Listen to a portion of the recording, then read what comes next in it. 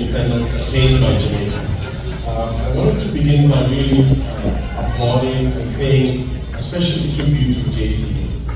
JCA has been really a backbone and a key gem in the community, making sure that that representation is there, that a strong voice for advocacy and community services is there, acting as a hub for community members, making sure that that representation leads to changes, positive changes in policy making. That's what JCA is about. But behind JCA is the individuals over the years who have spent countless selfless hours to represent members of the community. So I just want to pay special tribute to all the original community members and subsequent leaders, including the current leaders and the organizers who have really carried the torch. It is not easy running a community organization. It takes a lot of effort and hard work and sacrifices. And I think from time to time we should pause, reflect on the work that they do, and really thank them. Thank them for representing all of us and doing what is best for the community. Thank you to the leadership. When Jamaica attained its independence, around that same time, dozens of African countries also attained their independence. So this is something that I think is a moment of pride for so many people around the world. And the celebration of the independence of Jamaica is something that I can easily identify. And the best, one of my best memories in public service is going to Jamaica in 2019, a meeting Prime Minister Ahmed to talk about ways in which we can increase people-to-people ties and deepen the already long and strong historical relationship between Canada and Jamaica, symbolized by the over 300,000 strong Canadian Jamaicans. Thank you for everything that you do. Thank you for creating the country that we now love and are proud of. And Jamaican Canadians have and continue to make significant contributions to all aspects of Canadian life.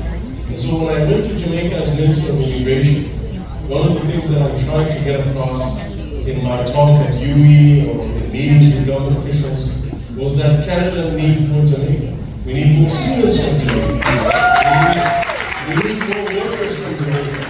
And I'm not just talking about the seasonal agricultural worker program. I'm talking about a win-win circular migration where people can come and study and visit and invest and have joint ventures. That's what it's about. Our immigration system has to be able to do that, because at the heart of that is, again, strengthening people-to-people ties. The other thing that I noticed is the immense opportunities for joint research, joint development projects, making sure that we work together to enhance the entire region. And Canada has been doing that in terms of the security sector, making sure that we contribute to Jamaica's capacity to help others in the region, including the island nations. So it is with an appreciation of JCA's work, an appreciation of what Jamaican Canadians have and continue to do in our societies, and advocacy that not only Jamaican Canadians have benefited from, but what JCA has stood for over the years has benefited other communities, including myself and our community. So for me, coming to JCA is a moment of gratitude, it's a moment of recognition, it's a moment of understanding really how deep the influence of JCA has been over the years and how critical their work has been, but will continue to be. So here's another 60 years to JCA and to Jamaica. May you God bless Canada and Jamaica. I want to end by acknowledging one thing. Government is there to work with people. And the best way to make good government policy is to actually talk to people and to listen to their local solutions to local challenges. And one of the things that we try to do as a government, again, 100% effort, maybe not 100% results, is to listen to community organizations, because they understand what needs to be done on the ground. I can tell you that community organizations like JCA have done so much for so long with so little resources.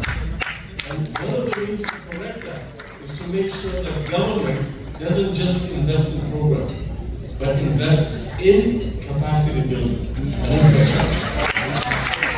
And where do we learn that from? They told us that that's what they need to do. And the good news is, in 2019, I was part of a group of ministers who formed something called the Supporting Black Canadian Communities Initiative, where for the first time the government of Canada established a fund to invest in the building of capacity and infrastructure of Black and African Canadian organizations from coast to coast. That's number one. The second thing we heard from the community, including JCA, is the establishment of an endowment fund for and by Black Canadians. We have established that in the government of Canada, $200 million under my Ministry of Diversity and Inclusion. That fund, the initial investment from the government of Canada of $200 million will not be touched.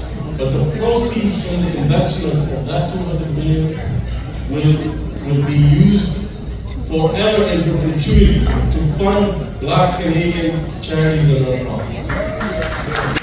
Last but not least, I want to highlight the importance of the Black Entrepreneurship Program. We have understood because of COVID that COVID, people talk about how we're on the same boat. We're not. COVID impacted people differently. We know that our communities were impacted disproportionately. And so, in order to acknowledge that and to deal with that reality, we created an over $350 million fund to invest in Black entrepreneurs so that they not only recover from the pandemic, but that they grow and thrive. And because we know that the success of Black Canadian entrepreneurs, male and female, is the success of Canada, because they'll create jobs, they'll create investment opportunities, they'll create prosperity for everyone, not just for our communities. And so we as a government are investing in the success of Black entrepreneurs. So what I want to say is whether it's the endowment fund, the Supporting Black Canadian Communities Initiative, which by the way, we could have easily dispersed through the government, but I insisted that that fund should be for Black Canadians, by Black Canadians. And guess what? The fund is dispersed by 4 Black Canadian intermediaries, not by the government of Canada. We gave them the money, they determined who to invest on a smaller scale across the country. So by doing that, we're building capacity twice, both on a national level and on a local level. That is how you do better government policy. But we don't have those answers. Those answers came from the community. So I encourage my colleagues at the provincial level, municipal level, and my colleagues at the federal level to listen to community members, to listen to organizations like JCA, because they have the answers. Instead of running around in circles and not actually doing the work and investing in a way that doesn't actually have the significant impact that we could have, we must listen to organizations like JCA, because they will guide you to what actually works for the community. So thank you for not only to JCA's advocacy and work, but thank you to the organizers of this event, to the organizers who selflessly have fought for the interests of the community and have enriched our lives in the process. Thank you very much. Merci beaucoup.